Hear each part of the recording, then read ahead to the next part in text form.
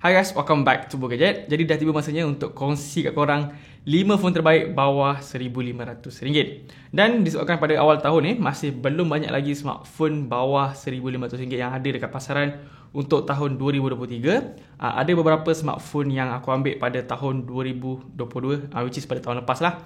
Dan smartphone tu masih lagi berbaloi untuk korang pakai pada awal tahun ni ataupun dalam 2 ke 3 tahun lagi.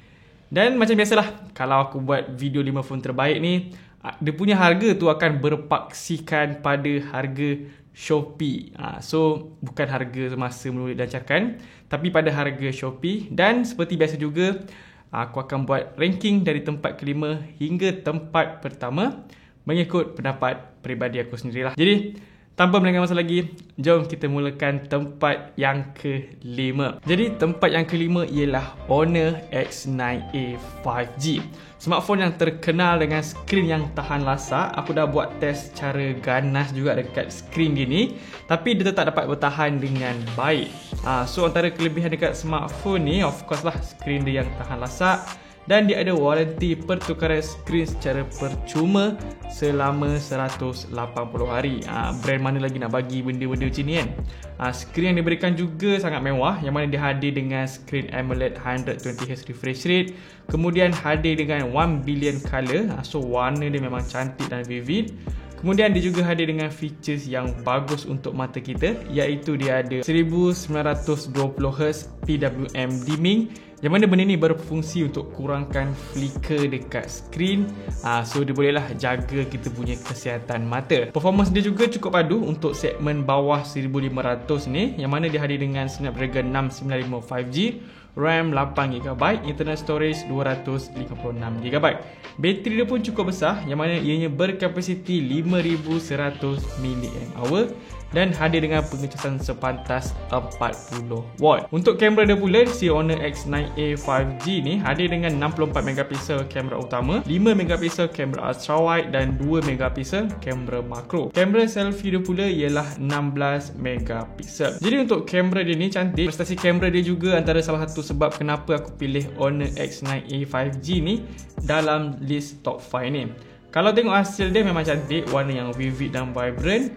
Detail dia pun cukup tajam. Baiklah, nak cakap sikit tentang design dia ni. Design si Honor X9A 5G ni cantik dan unik. Aku paling suka part design kamera dia, estetik gila. Dan korang kena tahu yang phone ni ringan berserta nipis. Jadi best lah kalau kita pegang phone ni dalam masa yang agak lama. Apatah lagi kalau kita nak main phone sambil baring sebelum tidur tu, memang best sebab phone ni dia ringan. Jadi korang boleh dapatkan Honor X9A 5G ni dengan tanda harga RM1,499 sahaja. Baiklah, tempat yang keempat jatuh kepada Samsung Galaxy A53 5G. Antara smartphone mid-range terbaik daripada Samsung. Masa mula-mula smartphone yang keluarkan, harga jualan dia ialah RM1,699. Sekarang ni korang boleh dapat dalam RM1,400 je. So dia hadir dengan skrin Super AMOLED 120Hz refresh rate dan ada perlindungan Corning Gorilla Glass 5. Jadi skrin kat phone ni memang cantik gila, skrin Super AMOLED. Lepas tu memang best lah kalau nak tengok movie dekat smartphone ni. Detail dia tajam, warna dia vibrant dan vivid. Brightness dia pun dalam keadaan yang baik. Untuk performance dia nice juga. Si Exynos 1280 ni cukup berikan performance yang padu untuk tugasan harian dan juga main game. RAM pun besar, 8GB dan storage 256GB. Jadi performance dekat Samsung Galaxy A53 ni bagi aku dia dah cukup power untuk kita jadikan dia sebagai daily driver. Kalau nak buat tugasan harian memang tak ada masalah. Nak main game pun tak ada masalah. Dia memang dapat berikan performance yang baik. Bateri yang diberikan besar juga, 5000 mAh. Cuma korang kena tambah sikit lah korang punya modal tu untuk beli charger dia. Sebab dia tak ada dalam kotak pembelian. Dah lah slow 25W je, kena beli pula tu. Come on lah Samsung. Baik, kamera dia pun powerful juga, yang mana dia hadir dengan 64MP kamera utama, 12MP kamera ultra wide, 5MP kamera depth dan 5MP kamera makro. Kamera selfie dia 32MP. Sistem kamera dia ni cukup lengkap, semua ada. So untuk hasil dia padu juga, memang color sign yang khas dari Samsung ni tersendiri. Warna yang kurang true to life tapi sedap mata memandang. Warna-warna macam ni memang hasil daripada phone Samsung lah. Semua lebih kurang macam tu je. Untuk design dia tak ada yang special sangat, tapi bagi siapa yang suka design yang simple, design yang tak menonjol, tak elegan sangat, mungkin akan suka dekat design Samsung A53 ni. Dan yang menariknya dia ada 4 pilihan warna. Semua cantik-cantik pula tu. Dan kalau korang tanya aku suka yang mana, aku akan suka yang warna putih ni. Dia nice gila, nampak premium. Jadi, kita boleh dapatkan Samsung A53 5G ni dengan tanda harga RM1,428 sahaja. Tempat ketiga ialah Poco X5 Pro. Poco X5 Pro ni adalah smartphone yang terbaru dan juga yang paling fresh lah daripada Poco. And kita semua tahu konsep Poco ni yang mana dia akan jual dengan harga yang mampu milik, tapi bagi spesifikasi yang tinggi, spesifikasi yang padu. So Poco X5 Pro ni dihadir dengan skrin AMOLED 120Hz refresh rate, ada 1 billion color dan juga menyokong HDR10+, dan dia juga menyokong Dolby Vision. Memang sedap gila kalau nak tengok movie dekat Netflix. Dia juga ada protection Corning Gorilla Glass 5. Jadi kalau tengok screen phone ni memang top notch lah untuk smartphone mid range. Lebih tepat untuk smartphone bawah 1500. Untuk performance pula, si Poco X5 Pro ni menggunakan chipset Snapdragon 778G 5G, RAM 8GB dan internal storage 256GB. Jadi dari segi hardware yang digunakan dekat phone ni memang dah powerful. Korang akan dapat prestasi yang tinggi dekat phone ni. Nak main game atau tugasan harian memang akan rasa smooth dan lancar je. Bateri pun besar 5000 mAh, memang cukup untuk kegunaan seharian. Dan si Poco X5 Pro ni dihadir dengan pengecasan sepantas 67W. Charger paling laju untuk 5 phone terbaik bawah 1500 ni. Baiklah, untuk kamera dia pula dihadir dengan 108MP kamera utama, 8MP ultra wide dan 2MP kamera makro. Kamera selfie dia pula 16MP. Untuk Poco X5 Pro ni bagi aku kamera utama dia je lah yang padu, which is 108MP tu. Yang lain dia biasa-biasa je. So memang akan kerap lah gunakan kamera utama je berbanding yang lain. Contoh macam kamera ultra wide maupun kamera makro. Sebab dia punya hasil tu sosok je. Tapi kamera utama dia bagi aku dah cukup cantik. Untuk design dia aku suka. Kali ni Poco berjaya buat satu design yang nampak macam phone tu phone mahal. Nampak standing macam mid range yang lain lah. Kalau tak sebelum-sebelum ni design Poco memang tak lawa, jujur aku cakap. Design dia nampak murah, tapi kali ni dia nampak premium sikit lah. So kita boleh dapatkan smartphone Poco X5 Pro ni dengan tanda harga RM1,499. Baiklah, untuk tempat kedua pula jatuh kepada Realme 10 Pro Plus 5G. Smartphone mid-range terpadu daripada Realme. Phone mid-range ni memiliki skrin yang flagship.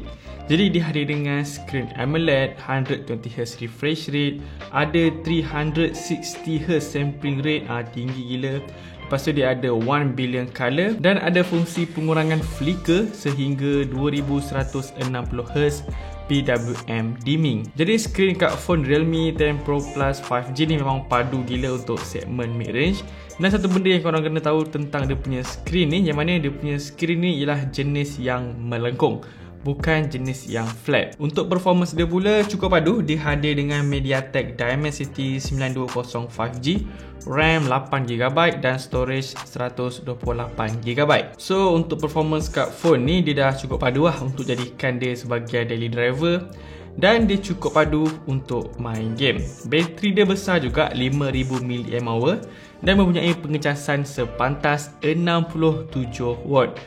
Dia sama laju macam Poco X5 Pro tadi tu. Baiklah, untuk kamera dia pula dia hadir dengan 108MP untuk kamera utama, 8MP kamera ultra wide, 2MP kamera makro dan kamera selfie dia pula 16MP. Jadi untuk hasil dia bagi aku dah cukup cantik lah untuk segmen bawah 1500 ni, yang mana detail dia tajam dan warna yang dihasilkan ni cukup cantik. Kalau korang memang dah pengguna Realme, korang mesti tahulah color science daripada Realme ni macam mana. Sebab dia punya color ni memang ciri khas lah untuk smartphone Realme. So kita boleh dapatkan si Realme 10 Pro Plus 5G ni dengan tanda harga RM1,479 sahaja. Memang berbaloi. Baiklah, tempat yang pertama untuk 5 phone terbaik bawah RM1,500 jatuh kepada Nothing Phone One. Mesti korang pelik sikit. Bukankah smartphone ni dijual dengan tanda harga RM2,000 lebih tepat RM2,999. Untuk pengetahuan korang, baru-baru ni Nothing ada jual varian yang agak rendah sikit, which is 8GB 128GB dengan tanda harga RM1,499 sahaja. Yang menariknya, dia punya spesifikasi tak ada yang berubah. Cuma storage je lah 128GB. Secara peribadi aku tak ada masalah dengan 128GB tu, yang mana aku boleh survive dengan storage yang sedemikian. Baiklah, kenapa aku rasa yang smartphone Nothing Phone One ni adalah yang paling berbaloi untuk bawah RM1,500. Yang pertama, chipset yang digunakan cukup berkuasa, iaitu Snapdragon 778G plus 5G, RAM 8GB dan storage 128GB. Jadi performance dekat phone ni memang powerful gila, memang padu. Plus korang akan dapat pengalaman software yang ringan dan clean. Dia punya software ni memang best gila. Tak berdosa kalau aku cakap yang Nothing OS ni dia lebih kurang macam Pixel UI, sebab dia simple dan ringan. Jadi performance dekat smartphone ni dia ada hardware dan juga software yang padu. Bagi aku software pun antara benda yang paling penting jugalah untuk performance sesebuah smartphone. Capacity bateri dia 4500 mAh, just nice, memang cukup untuk kegunaan seharian. Tak ada masalah untuk jadikan daily driver. Cuma charger je lah, tak ada dalam kotak pembelian. Tapi yang menariknya dekat dia punya sistem pengecasan ni, yang mana dia ada wireless charging.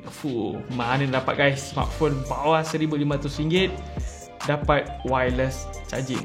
Dekat Nothing Phone One korang boleh dapat lah benda tu. Baiklah, beralih ke skrin dia. Dia juga ada skrin yang mewah, yang mana dia hadir dengan skrin OLED 120Hz refresh rate. Lepas tu dia ada 1 billion color dan menyokong HDR10+. Skrin dia juga ada perlindungan Corning Gorilla Glass 5.